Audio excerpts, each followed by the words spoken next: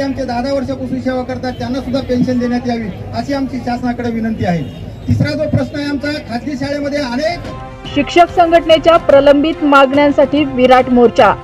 15 मार्च 2024च्या संच मान्यता शासन निर्णय व दिनांक 5 सप्टेंबर 2024 रोजीच्या 20 पेक्षा कमी पटसंख्या असलेल्या शाळेत कंत्राटी तत्वावर नेमणूक करण्याचा शासन निर्णय रद्द करणे तसेच प्रलंबित मागण्यांच्या संदर्भात राज्यभरात आज रोजी प्रत्येक जिल्हाधिकारी कार्यालयावर निषेध मोर्चा काढण्यात आला।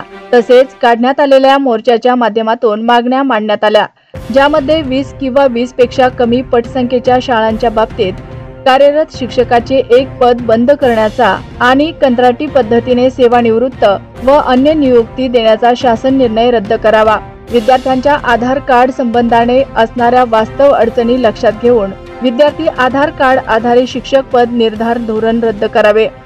1 नोव्हेंबर 2005 नंतर सेवेत आलेल्या सर्व शिक्षक बंधू भगिनींना जुनी पेन्शन योजना लागू करावी। शैक्षणिक अशैक्षणिक कामाच्या शासन निर्णयात शिक्षक संघटनेसोबत चर्चा करून दुरुस्ती करण्यात यावी। राज्यातील शिक्षकांना सरसकट निवड श्रेणी बहाल करावे। या व अन्य मागण्यांसाठी आजचा हा शिक्षक संघटनेचा विराट मोर्चा काढण्यात आला होता। ताज्या बातम्या पाहण्यासाठी आवाज आपला मराठी या आमच्या न्यूज चॅनलला सबस्क्राइब करा। बातमी आवडल्यास बातमीला लाईक आणि शेअर करा।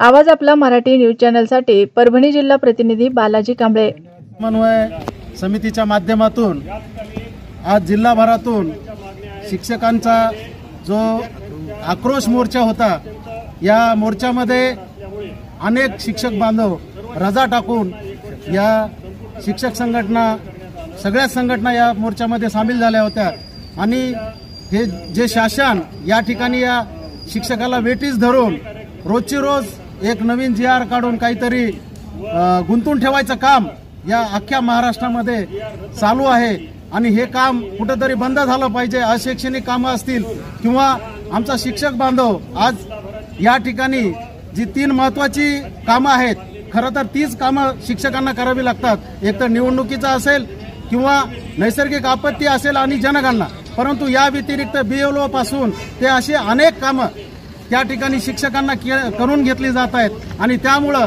आमचा शिक्षक बांधव या बालकांचे जे मोफत शिक्षणाचा हक्क आहे त्याच्यावरती कुठेतरी गदा येण्याचं काम या म्हणजे कायदा मोडण्याचं काम हे सरकार या महाराष्ट्रामध्ये करत आहे। म्हणून आजचा हा आक्रोश मोर्चा, हा आक्रोश या ठिकाणी जे हजारो शिक्षक या प्रचंड संख्येनं या मोर्चामध्ये सामील झाले होते, त्यातून हा आक्रोश या शिक्षक संघटनातून आणि शिक्षकांमधून मोठ्या प्रमाणावरती